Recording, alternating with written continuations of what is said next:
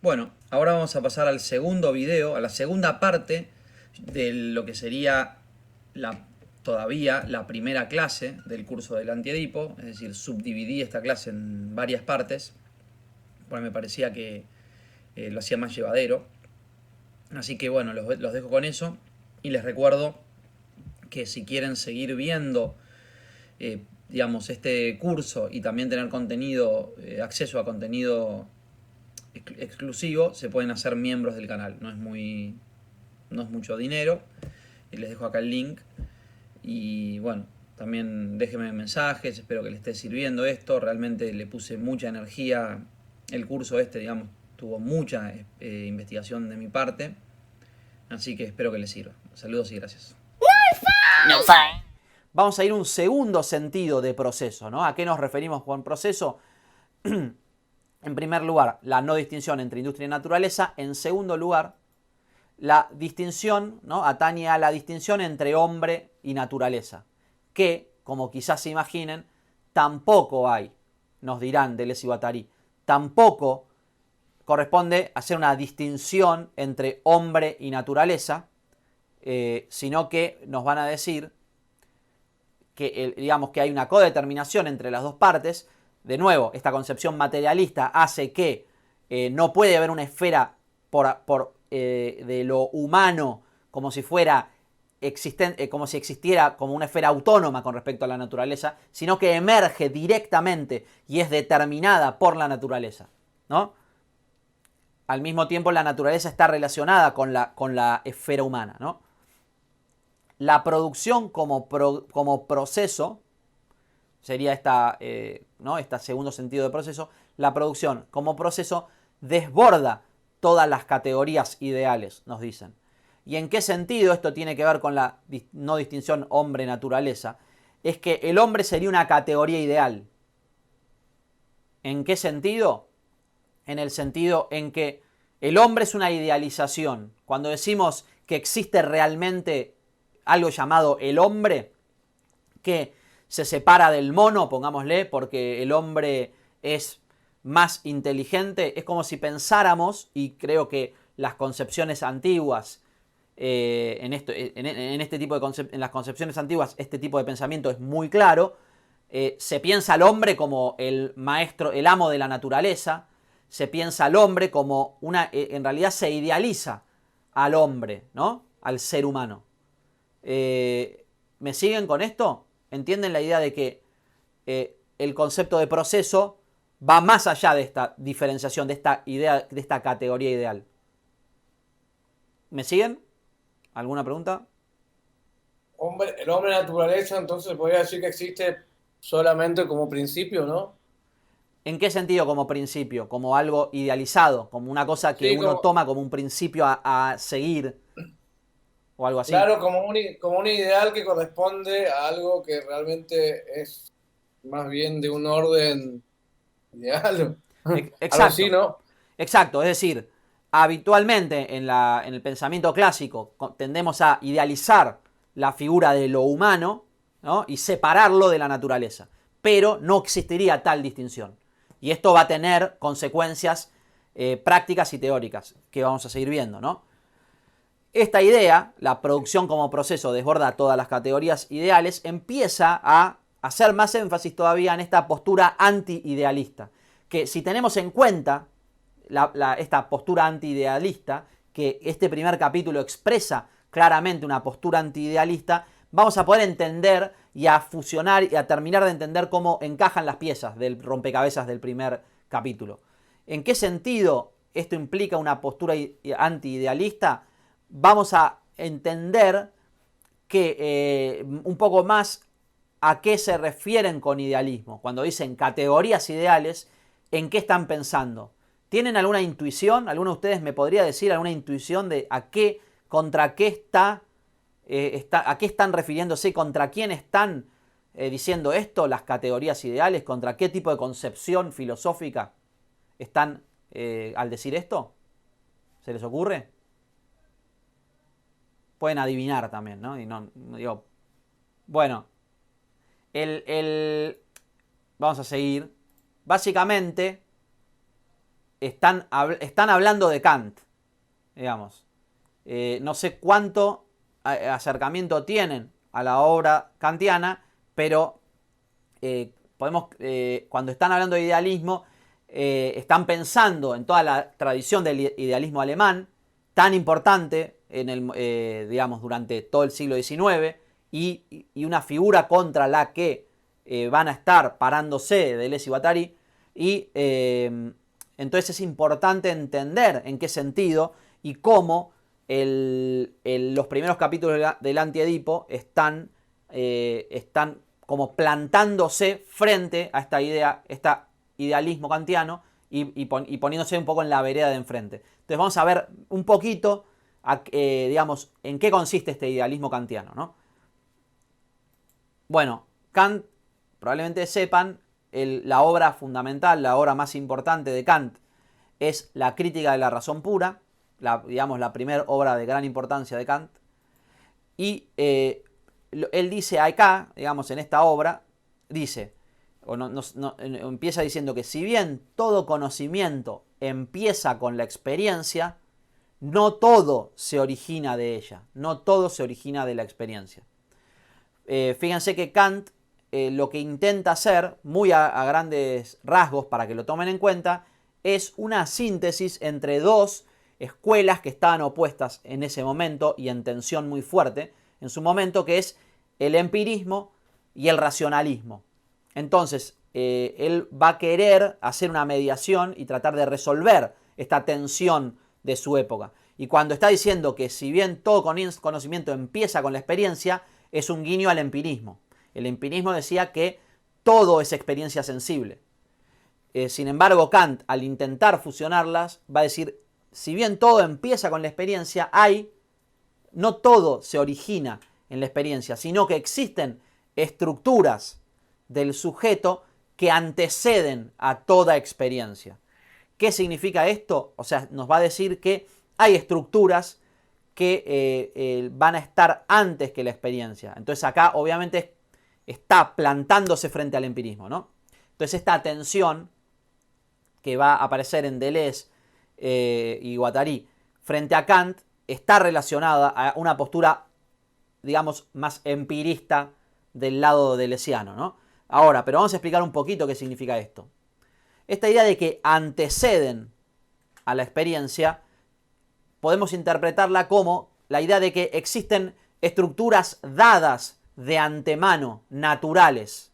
Por ejemplo, cuando hablábamos de la existencia del hombre como figura ideal o principio al que debemos tender, hacia donde nos movemos, ¿no? Como los ideales, los grandes ideales humanos, podemos pensar que son cuestiones que se consideran naturales, es decir, lo natural del hombre es tender hacia su esencia, ¿no? Acceder a una esencia, cumplir con su mandato, cumplir con sus deberes, llegar a ser lo que debían ser, lo que debía ser de antemano. Entonces, en todo este tipo de eslogans, digamos, estamos considerando que ya hay un camino preestablecido que debemos llegar, ¿no? Eso como un ejemplo de idea de algo que antecede. Pero Kant, cuando habla de estructuras que anteceden, tiene que ver con la cognición. Es decir, que la idea de experiencia tiene condiciones previas que hacen posible la experiencia. O sea que existiría algo que permite la experiencia. Y esas son las estructuras de las que habla Kant. Es decir, cuando ante una experiencia sensible, ¿no? Uno se enfrenta a como una especie de ataque de percepciones, ¿no? De sensaciones, y ante esas sensaciones uno aplica moldes que ya tiene incorporados, como categorías ideales que preexisten y que uno le aplica a la experiencia sensible para entenderla, pero que son previas a la experiencia. A esto Kant lo llama juicios sintéticos a priori. Es decir, acá es importante que entendamos a qué nos referimos con a priori y a posteriori. ¿Tienen una intuición de lo que significa a priori o a posteriori? por ejemplo, lo que establece, por ejemplo, Leibniz, que es un antecesor de Kant, es la existencia de lo analítico y lo sintético. Por ejemplo, una proposición analítica es tal que, por ejemplo, un triángulo como figura de tres lados es autoevidente. No puede ser mentira porque, o sea, no puede ser falso porque la definición del objeto está, digamos, el predicado y el sujeto son idénticos. El triángulo es la figura de tres lados. Entonces eso sería lo que Kant llama un juicio analítico. Ahora, un juicio sintético requiere de la experiencia. Yo puedo decir que a ver, ¿a alguien se le ocurre un juicio sintético, algún ejemplo de juicio sintético? ¿Algo que requiera de la experiencia? Sí. Y que algo es dulce, por ejemplo. Está bien. O sea que, por ejemplo, podemos decir que el azúcar es dulce. Exige de la experiencia haber conocido a qué nos referimos con dulce. Incluso, aunque en realidad la dulzura es intrínseca al azúcar, pero hay un momento, hay un tiempo del conocer que es requisito para entender que el azúcar es dulce. Entonces podríamos decir que es un juicio sintético. Implica esos dos tiempos, digamos.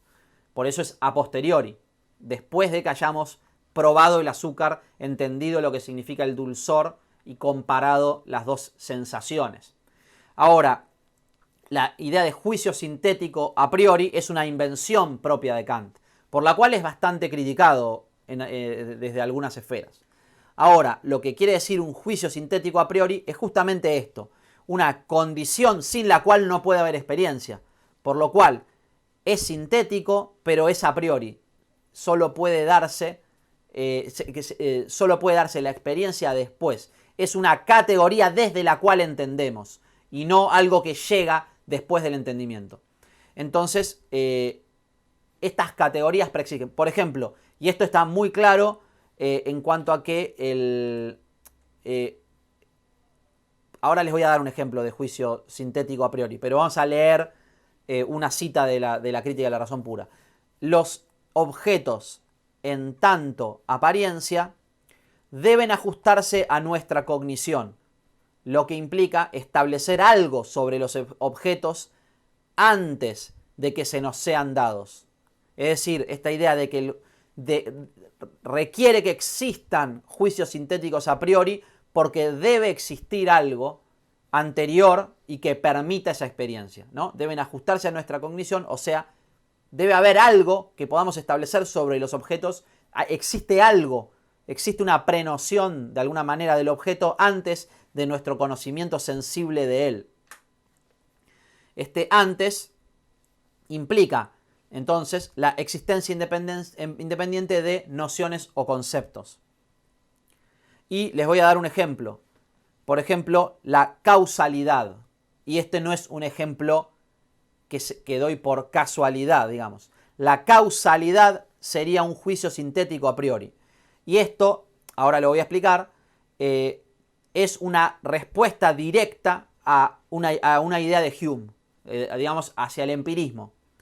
Hume dice, da un ejemplo, por ejemplo, Hume dice, tenemos una bola de pool o de billar, ¿no? Viene la bola y golpea a la otra bola y por eso la otra bola sale despedida. Lo que dice Hume es la causalidad, el hecho de que la bola sale despedida a causa de que la otra bola la impactó, es en realidad una convención. Nosotros por la costumbre de ver el resultado empírico de esa acción, decimos que fue causada, el movimiento fue causado, el movimiento de la bola B fue causado por la bola A. Pero en realidad no existe causalidad. Es solamente sucesión de eventos, uno atrás del otro. Ahora, entonces Hume dice que no habría causalidad.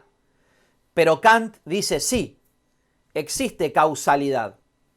Para que podamos interpretar la causa por la cual se produce el movimiento de la bola B, necesitamos de la categoría de causalidad que preexiste a nuestra interpretación de lo que sucede.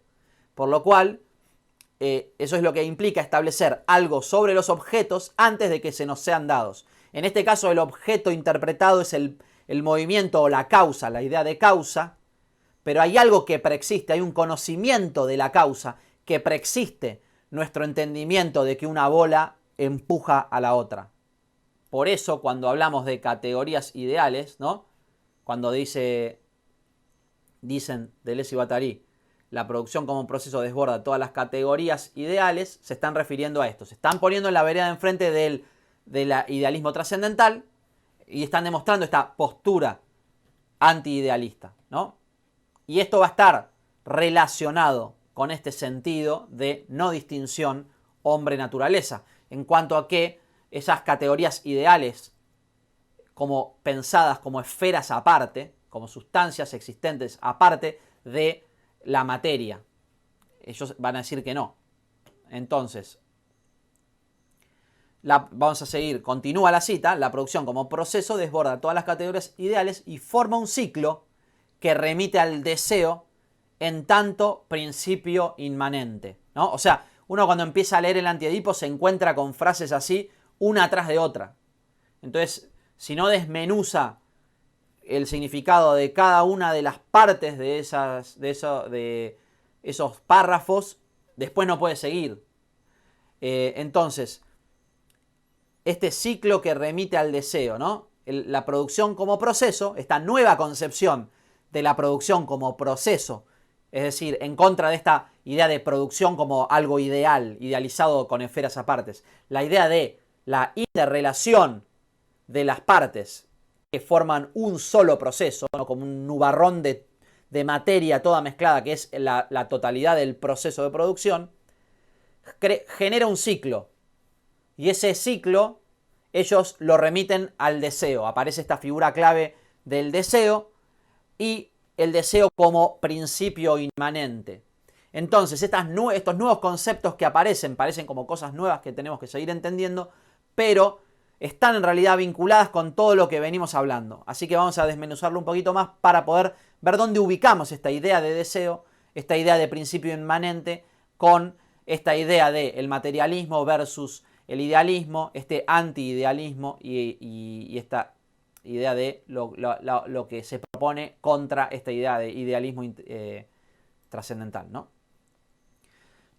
Tomemos un segundo esta idea de la inmanencia y vamos a entender que lo inmanente es justamente lo opuesto a lo trascendente. En cuanto a que lo trascendente considera, por ejemplo, que el hombre, podríamos decir, el alma, la idea de la existencia de un alma por fuera de la materia, es una idea trascendente.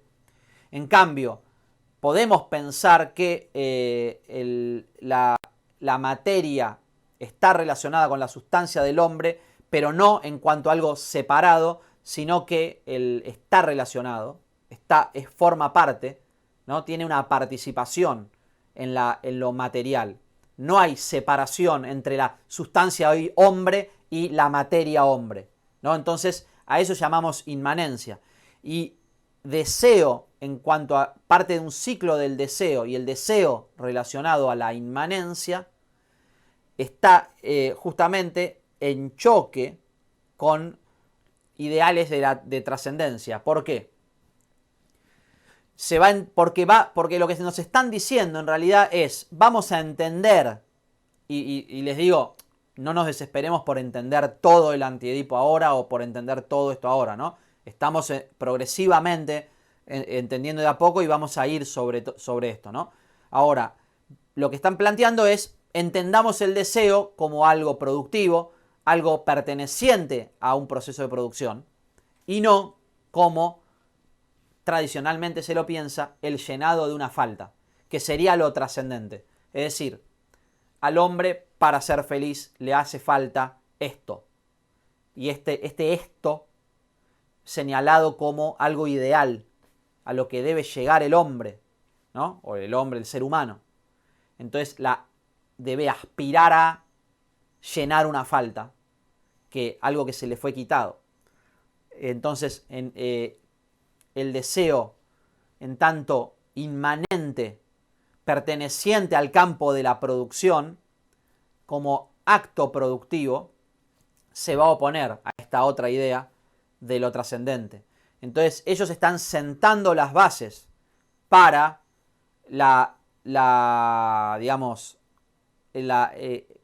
justamente su posición frente al psicoanálisis. Porque ellos van a ligar la postura psicoanalítica clásica con toda esta postura, con el idealismo trascendental, digamos. Sí, Arqui, ¿levantaste las manos? Sí, a propósito de esto, entonces, ¿es apropiado hablar de un deseo trascendente? Lo que pasa es que la idea de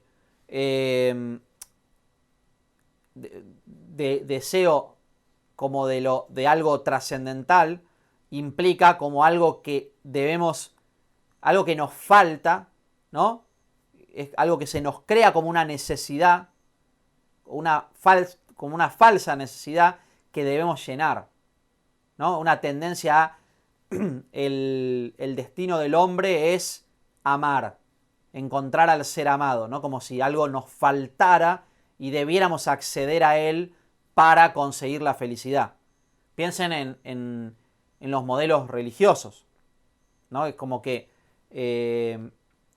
esta idea, yo la hablé un poco en un video sobre el cuerpo sin órganos, donde, que quizás lo vieron, donde en la escolástica se decía el destino del hombre es llegar a ser hombre. Entonces se ponía como al punto más alto de la escalera como un mandato divino el llegar a un punto de ahí arriba que digamos que al que si no llegamos como que nos falta algo, no estamos cumpliendo con un deber que preexiste a nosotros. En cambio, el deseo como algo productivo nos implica a nosotros en un proceso de producir el deseo. Y no, también lo podemos interpretar desde el punto de vista nietzscheano, en el cual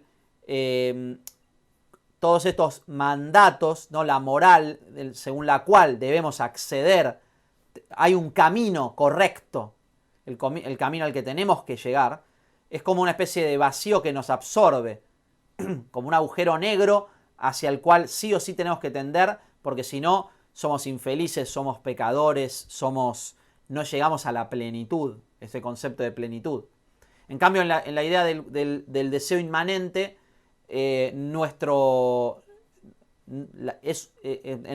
siguiendo esta idea de sentido nietzscheano, nosotros fabulamos, producimos nuestra propia fábula de lo que queremos ser, nos creamos como personas y creamos nuestro propio deseo. Entonces, trascendente, si bien en el sentido de algo que nos lleva más allá, puede existir como un límite que nosotros producimos, pero nunca como el llenado de una falta que nos viene como mandato externo.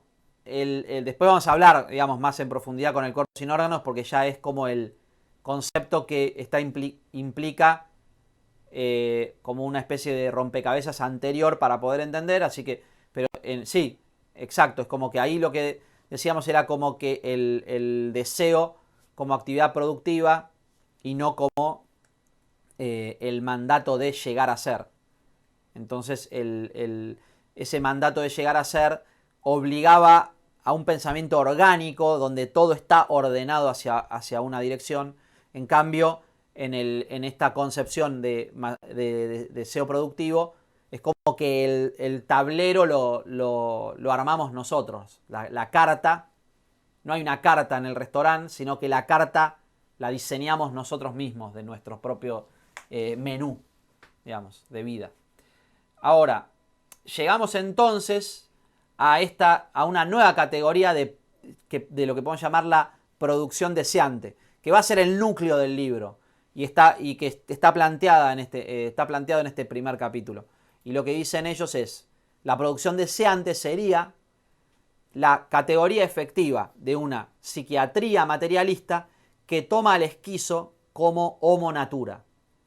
Seguimos con frases que pueden como resultar un poco crípticas, pero tratemos de interpretarlas o entenderlas a la luz de lo que venimos hablando. Entonces, cuando está diciendo categoría efectiva, está diciendo como no es una categoría preexistente, sino una forma a la que nosotros queremos llegar, lo que queremos enunciar,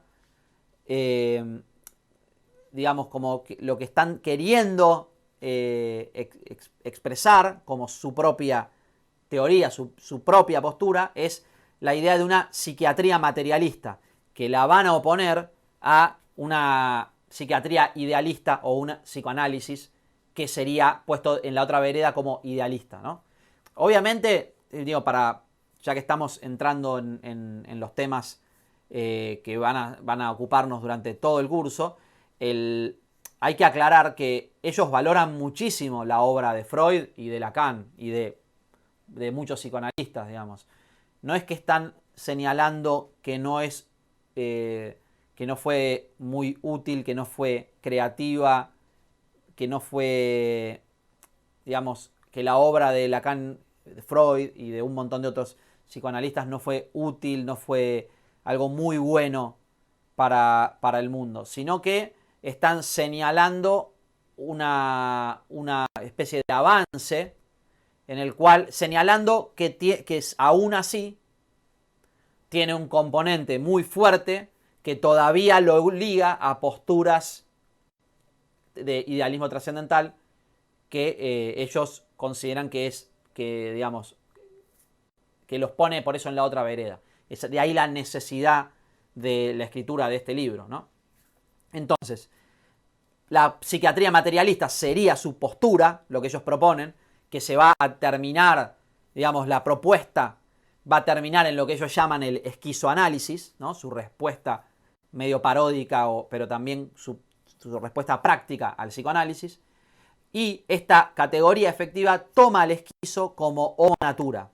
Entonces ahí ya nos metemos en la idea de la esquizofrenia, de la cual vamos a hablar un poquito ahora. Pero para poder entender qué significa esto de homo natura y por qué esta idea de psiquiatría materialista toma al esquizo como homo natura, vamos a pensar primero esta idea de la relación de hombre-naturaleza. No se olviden que estamos todavía en el segundo sentido de proceso, en el cual no habría distinción entre hombre y naturaleza. Esa distinción sería una distinción idealista. Entonces la postura clásica, la distinción clásica, la concepción clásica de hombre versus naturaleza, como el hombre como algo superior en cierto sentido, como amo de la naturaleza, implica también una forma de entender la esquizofrenia. Ellos dicen esquizo como una reducción de esquizofrénico, ¿no? El esquizo. Entonces, en la concepción clásica, el esquizo sería algo antinatural. Lo natural es ser hombre. Ahora, esquizo no. Fuera. No pertenece a la naturaleza. Es como una forma del correrse de la línea natural a la que naturalmente debemos tender. Sobre esto reaccionan. Y fíjense que hoy, por supuesto, una pata importante en este libro es que el hecho de que Guattari, tuvo una actividad fuerte en la clínica, en el tratamiento, digamos, de la esquizofrenia, ¿no? Entonces, acá esto implica también una postura que está vinculada con el hacer de Guattari, ¿no? No están hablando solo en el aire. Esto implica la manera en que se trabaja con un esquizofrénico, ¿no? Y entonces es el costado más clínico del antiedipo que es un componente muy interesante, ¿no? Entonces, el esquizo tomado como algo antinatural y el hombre como aquello que está conforme a la ley natural, ¿no? Ahora, en la concepción esquizoanalítica, ¿no? En esta psiquiatría materialista, vamos a pensar entonces el hombre y el esquizo como una sola y misma cosa. en tanto que se piensa la naturaleza como un proceso de producción. Entonces, esta no distinción entre hombre y naturaleza nos lleva a una concepción del hombre en tanto esquizofrénico. Ahora, esto puede llevar a una idealización de lo que es la esquizofrenia, a creer, entonces tenemos que ser todos locos, salgo a la calle, no sé, empiezo a prender fuego todo, no sé, como una especie de idealización o medio una hipeada, no sé, en relación a lo que significa ser el ser esquizofrénico, que no es lo que ellos están diciendo. De hecho, nos van a decir que este homo natura, ¿no? Esta idea del hombre, la idea del hombre en tanto esquizofrénico, existe, pero con una condición, esta idea de pensar al hombre como homo natura o al esquizofrénico como homo natura, con una condición, y es justamente el tercer sentido del proceso.